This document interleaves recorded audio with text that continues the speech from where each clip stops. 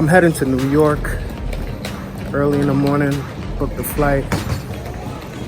And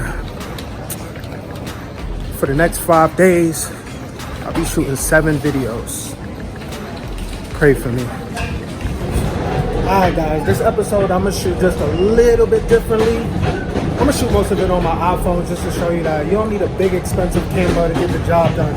Especially if you're doing like vlogs and stuff like that. Everything you need is really in your pocket. Alright, step number 1, clean that dirty ass lens.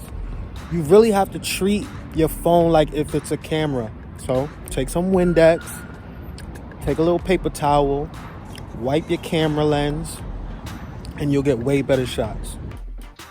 Alright y'all, after y'all cleaned that dirty ass lens, the next tip is all about dimensions. You want to make sure that you're holding your camera the right way. When you hold it the long way, even if you have your settings on the best settings possible, it wouldn't matter because you're not going to get it this way. You have to put your phone wide. Wide is the best way to get your full potential. So now you could go into your settings, you could put 4K, and you can actually put 60 frames per second if you want to do slow motion in post-production, or you can do 24 frames. But the key is not to use the front-face camera because the front-face camera is not as good as your main camera. So you want to use your main camera. Even when you're vlogging, you want to hold it this way with the main camera, and you'll get the best picture possible when you're filming. All right, just to touch up on 4K and 60 frames so you understand me clearly.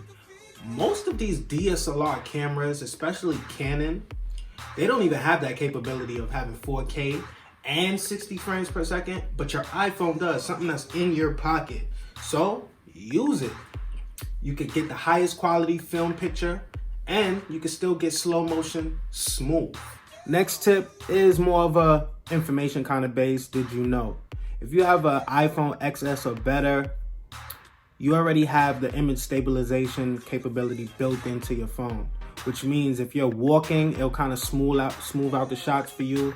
If you're trying to hold your hand steady and shoot something, it'll make it look as professional as possible because anything that's shaky, it kind of lowers your production value. Your iPhone already has that, which is a plus. Now, if you want to station your camera somewhere and you want to film yourself, or if you want to film a subject and you just want it to be on some tripod and you're on the go, something like this is like a really handy tool. It kind of snaps your phone in there, and then you can clamp this practically anywhere, a doorway, a stand, even if you wanted to use it, and you can get the most creative angles possible. I'll put a description below. You know I got this from Amazon, baby. Now, if you really want to shoot like a professional on your iPhone and raise your production value, the next step up is getting a gimbal. DJI actually makes a dope gimbal. It's called an Osmo Mobile, and it can really do some cool things for you, and you will really get the results of having like a real camera. It even has a feature on there. It's called a follow you feature, and you can place your Osmo Mobile with your phone attached to it somewhere, and you can walk around and the actual Osmo Mobile will follow you to make it look like there's a cameraman there, which is fire. I actually use it myself sometimes. All right guys, next tip, auto focusing and auto lighting. Most iPhones already have these capabilities, but you probably just don't know how to control it. There is a yellow box whenever you're doing filming or video. It works for both, and it has a sun attached to it. Wherever you click in your picture, that's where it would auto focus on, and it will auto light according to wherever you point at. That's super important when you're filming and when you're taking photos, because it helps enhance and make it as professional as possible automatically without you doing anything. So first thing you want to do when you set up your wherever you're filming or taking a picture, you want to tap exactly where you want all of that work to be focused on. And from there, everything else falls into place. Now that we covered the things that you can't control, that we can get some autofocus and auto lighting, the next step is lighting the things that you can control. And this should have been #1 to me. But 9 times out of 10, when you're filming or taking a photo, and you don't know what you're doing, you want to be outside where it has natural lighting, because that's the best kind of lighting you can get if you don't know anything about lighting. But if you want to take it a step further, you want to get some sort of lighting, especially if you're shooting indoors. So right now I have this dome light right here, and this dome light is actually keying me and putting light on me so it can actually look really professional. That is how a lot of people, even when you have a professional camera, they like their subjects, and that's how it looks even more professional. So the next tip is really for photos, and that is portrait mode. Portrait mode is probably one of the most powerful tools iPhone has created that'll really make you feel like you have a professional camera on your phone. Now with portrait mode, if used correctly and you're at the right distance, you can focus on your subject, whether it's a person or an object, and it will blur out the background and just focus on that particular subject, which is like essential to getting professional photos. It's really easy to use if you know what you're doing or you understand how it works. So it lets you know if you're 8 feet away from, or 8 inches or something like that, away from your subject. You just follow the rules on the screen and you tap what you want to focus on. And if you have the right lighting, being outside is like super important. But if you don't use lighting, like I just told you on the last tip, and focus on your object, take the photo, I promise you it'll come out way more fire than if you took it on a regular photo setting. Now, angles is the key. Whether you're shooting below and making a person feel powerful, making them feel small, further away, closer up, that is really how you get the tone or the message that you want to get across. So you really want to focus on angles and experiment and see what works best for you. So this next tip, most of the professionals don't want me to tell you this, but a lot of the photos that say taken with an iPhone is exaggerated. 9 times out of 10, a lot of the photos are reworked afterwards. It's not taken straight from the iPhone.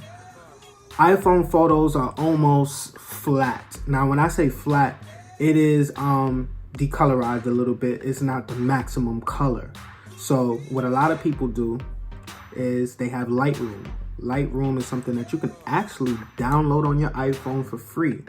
And with Lightroom, you can upload your photo into Lightroom and you can adjust it and make it look even more professional after you take it to how you like it. So you can add a filter, and you don't even have to buy anything extra. You literally could work with the tools that's in there. The main tools is a filter. You can scroll and pick which filter you feel is better with your lighting.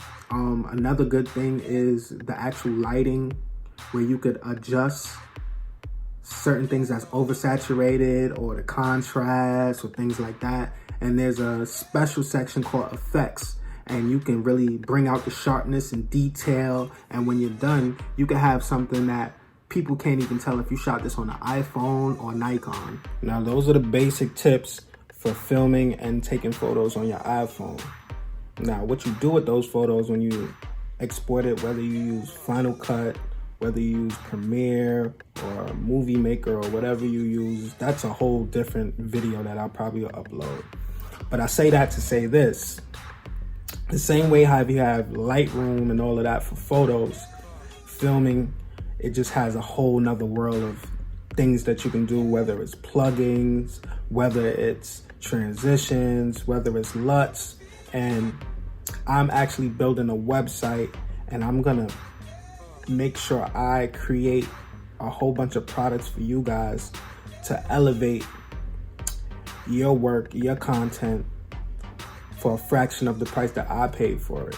So I'm gonna be giving you guys custom LUTs. I'm gonna be giving you guys transitions. I'm gonna be giving you guys plugins that will make your work stand out and look better than everybody else's. So look out for that for the month of December. All right, movie of the week. That's you know that's my favorite. I'm gonna take this one to the streets. Me and my son went to go see a movie. Check it out. So for this week's movie of the week, I got help with my son Carter, right? Yes. What are we gonna see? The Addams Family. We're gonna see if it's good or boo-boo. Come on, let's go see. I kind of fell asleep on it a little bit, but he said he enjoyed it, and that's what's most important about kids movies. He said he enjoyed it, but for me particularly, I don't understand about kids movies, why they make it so goddamn long, and they know these kids got short attention spans. It's just beyond me, but whatever. The movie was kind of cool though. It had a dope ending, it had a dope message, so check it out. Now this next movie I actually found by accident. Sometimes at night I just put a movie on to go to sleep, and I found something on Amazon Prime. It's called The Word, and I thought it was gonna be trash, and I was watching it, and then I just got hooked. It's like a love thriller about this guy who stole somebody else's work. He's a writer. It's crazy, but you should definitely go and watch that if you got Amazon Prime. If you don't, I think it's free though on Amazon. It's not something that you got to pay for. Check it out. I am actually going to do something different than I've done the other weeks. This movie I actually haven't watched yet, but it's on my to watch list. So I want you guys to watch it with me. I want you to comment and let me know what you think of this movie. I'm about to go watch it later on tonight. It's called Earthquake Bird. It's new on Netflix. So check out Earthquake Bird on Netflix with me. And next week, I am going to let you know how I felt about the movie. And I am going to post some of your comments about how y'all felt about the movie. Earthquake Bird. All right, y'all. That's it for this week. Me shooting with my iPhone to let you know that it really doesn't matter what the hell you have. It's not the camera, it's the person behind it. And I'm out, guys. So remember to work smart, not hard. And it's my goals versus everything. One.